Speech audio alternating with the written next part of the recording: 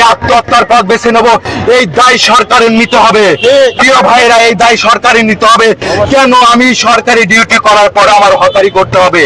এটা দেশের জন্য লজ্জার, পৃথিবীর জন্য লজ্জার, বাংলাদেশের জন্য লজ্জার। হাজার হাজার কোটি টাকা মানুষে পাচার করে নিয়ে যাচ্ছে, তাদেরকে কিছু বলতেছেন না। সামান্য আমাদের 10-20 হাজার টাকা বেসিক দিবেন, তাতে আপনাদের জেলে ফিরে সারখার হয়ে যাচ্ছে, তাতে আপনাদের মনে করেন একদম ফান্ড শেষ হয়ে যাচ্ছে। এই যে এরপরে যে বাংলাদেশ ব্যাংকের গভর্নর আমাদের বলে কি যে আমাদের যদি পে স্কেল দেয় তাহলে পারা কিচ্ছু থাকবে না, বাংলাদেশ ব্যাংক খালি হয়ে যাবে। ওরে ভাই, 400 টাকা ওরা নেয় কি জানেন? 400 টাকা লাঞ্চ ভাতা নেয়। 400 টাকা আমরা বেতনও পাই না, তারা 400 টাকা লাঞ্চ ভাতা নেয়।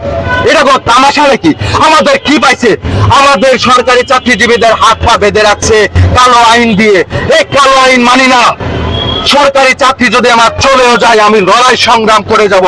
কারণ 8,250 টাকা দিয়ে এই বাজারে একজন রিক্সা চালক সে প্রতিদিন 1,000 টাকা ইনকাম করে। 1,000 টাকা ইনকাম করে। আমি প্রিয় ভাই হকারি করি, আমি 1200-1300 টাকা ইনকাম করি রাত 11টা পর্যন্ত। 1 ঘন্টায় আমি 100 টাকা ইনকাম করি, 200 টাকা ইনকাম করি। বর্তমান পরিস্থিতি যারা বলে দিন মজুররা খেতে পায় না, বসতে পায় না, তাদের অবস্থা তারা মাঠে নামুক। যে কোনো দিন মজুর 1,000-1,500 টাকা ইনকাম করে।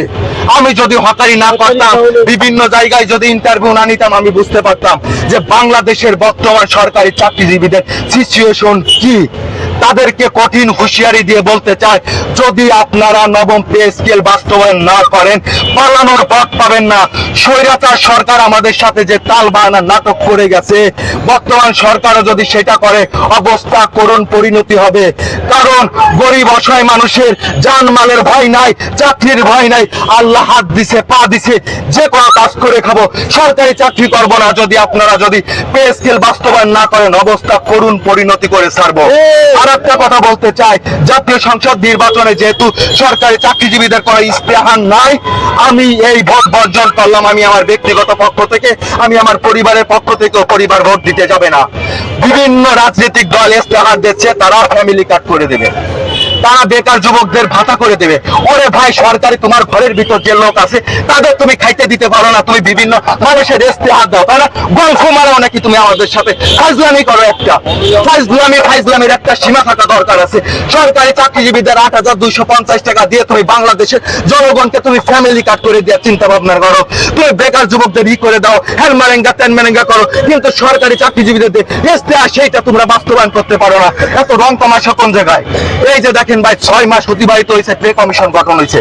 এই পে কমিশনে মনে করেন যে চূড়ান্ত মনে করেন যে 100 কোটি টাকা মনে করেন তাদের সম্মানী ভাতা বাবদ নিছে।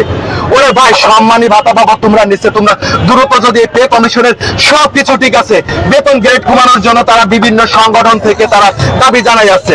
এখন ভাই চিন্তা করেন যে বিভিন্ন সংগঠন থেকে যদি দাবি জানায়, ঠিক আছে, কোনো কিছু পরিবর্তন হয় না, লাস্ট স্টেজে এসে তারা মনে করেন যে আমাদের সাথে যে যা হবে তাই, নিম্ন গ্রেড 20,000 টাকা আর সর্বসকলে 1,60,000 টাকা। সেই বৈষম্যমূলক অবস্থায় থেকে গেল, কিন্তু আমাদের দুঃখ দুর্দশা দূর হলো না। এই বৃদ্ধ মা কেন আজকে ঢাকায় আসবে? এই বৃদ্ধ আমি কেন নিয়ামুল ঢাকায় আসবো?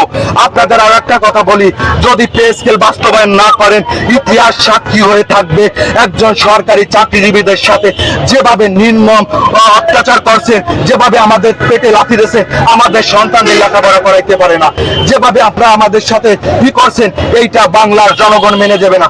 বাংলার প্রতিটা জনগণ সরকারি চাকরিজীবীদের পক্ষে আছে। প্রিয় ভাইরা, আপনারা আমার সাথে থাকবেন, সরকারি চাকরিজীবীদের সঙ্গে থাকবেন, এই কামনা ব্যক্ত করে আমি আমার বক্তব্য শেষ করছি। ইনশাল্লাহ যদি সরকার যদি পে স্কেল বাস্তবায়ন না করে, আমরা আবারও রাস্তায় নামবো ইনশাল্লাহ।